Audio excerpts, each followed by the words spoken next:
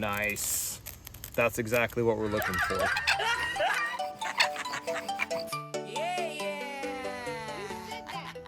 So the last few weeks in our kids' classes, we have been working on Firecraft. Specifically getting a fire started. We were using man-made Tinders and man-made lighting devices, so we're just gonna run through that really quick and go over quickly what I've covered the last couple weeks in class to share it with all of you. And if anyone is watching that's from class, you guys have done awesome getting your fires started.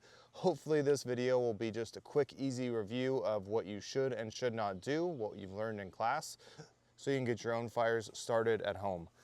So first of all, when you get a tinder, make sure you aerate it. So aerating it, or poofing it, I think as we called it in class, fluff it, turn it into a cloud. You don't want to rip it apart, okay? But we're just trying to expose all of these little fibers right here. See all these little tiny hairs? That's what light really easily for us. So that's what I need to get exposed. Remember, we have 3 different lighting methods that we used. We used matches, we used lighters, and we used a ferro rod. First thing we're gonna go over is matches. So for our matches, just make sure when you open your matchbox, you're not dumping all your matches out. Pull out a match, close it back up. We wanna hold our match about halfway through. Don't hold it way at the end or you'll snap your matchstick in half. And if you hold it too close, you might burn yourself once it actually lights. Now, we've had kids as young as 6 lighting with matches, ferro rods, and lighters. I'm telling you, these kids did an amazing job in class. So we just want to make sure we're being safe while we're using this stuff.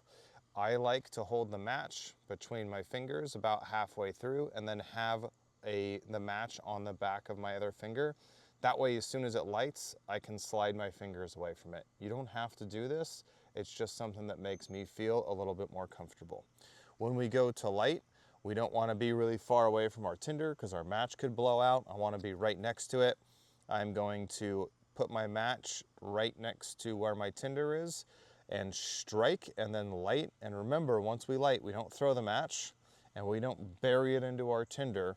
We just touch the flame around our tinder, okay? And we may need to light one spot, or if it's a harder tinder to light, you might need to light multiple spots. So I'm gonna go here. It's not a whole arm movement, it's just a flick of the wrist. There we go. And then that one, I just had to touch to one corner and it gets our tinder lit. So that is a quick, easy review of matches. Again, I know when it first strikes, it can kind of be startling.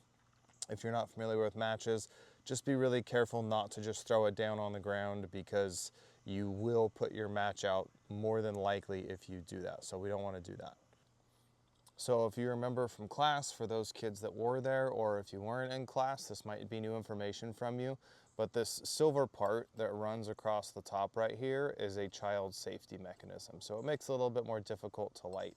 It does push down, it moves a little bit, but really what you end up doing is kind of using the side of your thumb on this wheel.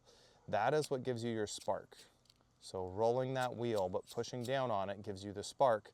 Holding the red button is what lets the fuel out, lets the gas out. So when you hold it, that lets gas out, and then when you combine the spark with the gas coming out, you get your flame. All right, we need the 3 components of fire, which is heat, oxygen, and fuel. So the spark gives us our heat, the button gives us our fuel, and there's oxygen around us. One common thing I saw as kids were lighting fires over the week was they were having the flame part facing away from them and then leaning into their tinder. And what ended up happening was a lot of people were getting little burns on their thumb. Nothing too bad, but if you hold your lighter sideways like this, when you lean it forward, you're not gonna have that flame go right into your thumb. Right? If I go like this, it's likely gonna come up and burn me right away. Now, the wind's blowing that way a little bit, so I'm gonna think about that when I light and maybe switch hands.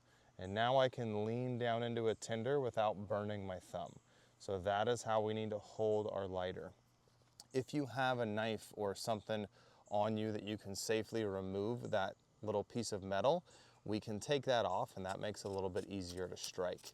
If you're making a survival kit, I recommend pulling this off ahead of time.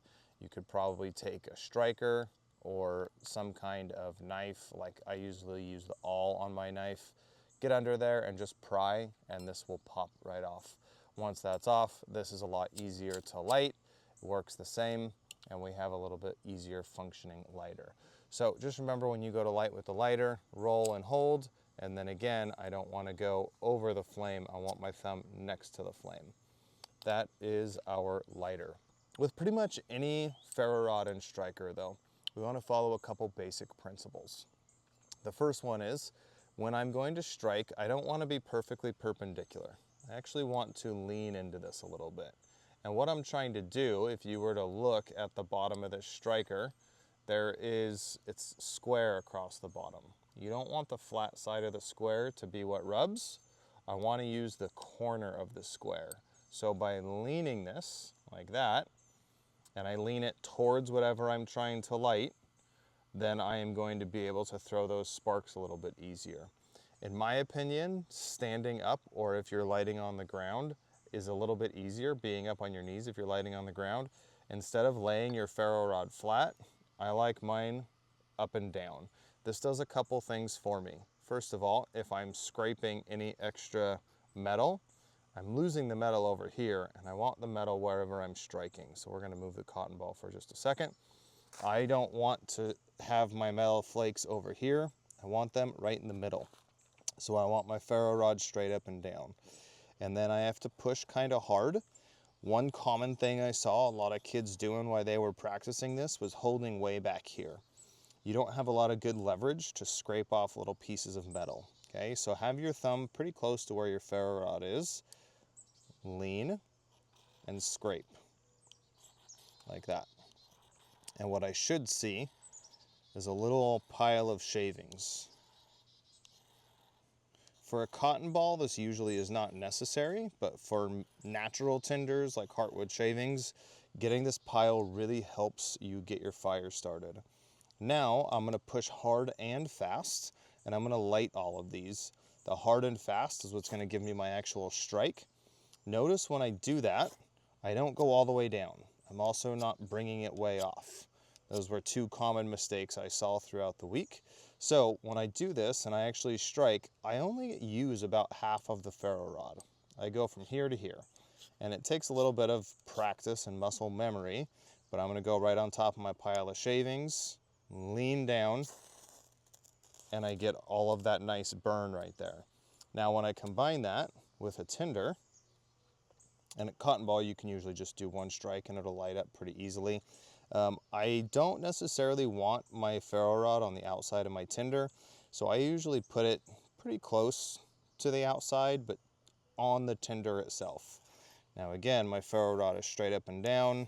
I'm gonna scrape, and then a good hard strike, and I've lit my tinder. So if you're trying to practice this at home and you're struggling to get it lit, I would recommend 10 good scrapes. Once you light, make sure you take your ferro rod out.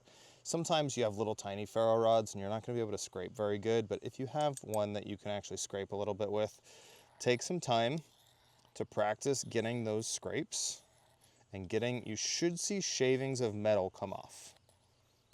If you're doing this and nothing's coming off, and I don't see anything down here, you're not pushing hard enough. So it takes a little bit of pressure. See if we can make a cool trail.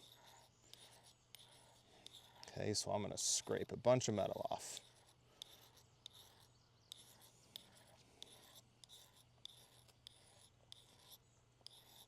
Again, I'm straight up and down here, guys. I'm not laying this thing down. If you need to get up on your knees or stand up, that will help.